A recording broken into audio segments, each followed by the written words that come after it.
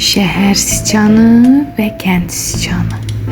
Bir gün kənddə yaşayan balaca siçan öz kiçik, rahat yuvasında yaşayırdı.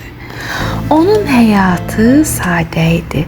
Səhərlər oyanır, taxıl dənələri toplayır, günorta ağacların kölgəsində dincəlir, axşam isə balaca evinə qayıdıb sakitcə yeməyini yeyirdi. Bir gün uzaq şəhərdə yaşayan köhnə dostu onu görməyə gəldi.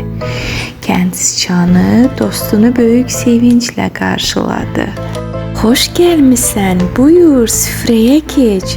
Süfrəyə topladığı ən yaxşı yeməkləri düzdü.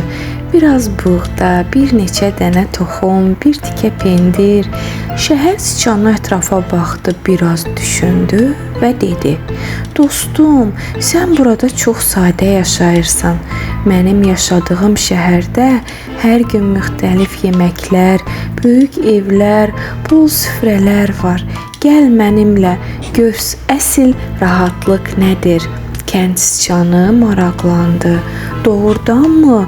Mən heç şəhər görməmişəm. Ertəsi gün onlar birlikdə yola düşdülər. Uzun yol getdikdən sonra şəhərə çatdılar. Kənd siçanı heyrətlə ətrafa baxırdı.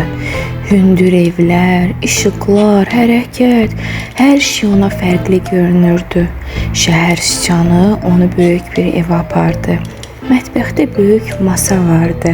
Masanın üstündə pendirlər, meyvələr, şirniyyatlar və müxtəlif yeməklər düzülmüşdü.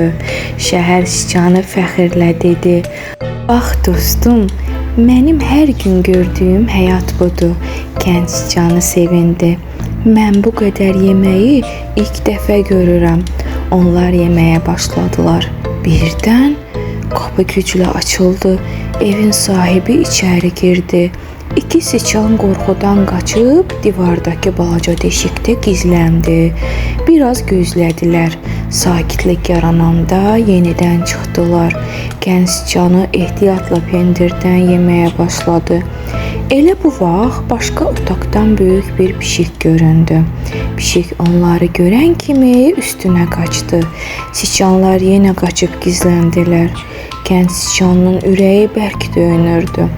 Bir müddət sonra o sakitcə dostuna dedi: "Dostum, yeməklər çoxdur, evlər böyükdür, amma burada hər an qorxu var." Şəhər siçanı dedi: "Buna öyrəşmək olur." Kənd siçanı gülümsədi və cavab verdi: "Mən az yeməklə də xoşbəxtəm. Öz balaca evimdə qorxmadan yaşamaq mənə daha xoşdur." Beləcə kənd siçanı şəhərlə sağollaşıb öz evinə qayıtdı. O axşam sadə süfrəsinin yanında oturub düşündü: Bəzən az şeyə sahib olmaq, çox şeyə sahib olub rahatlığını itirməkdən daha yaxşıdır.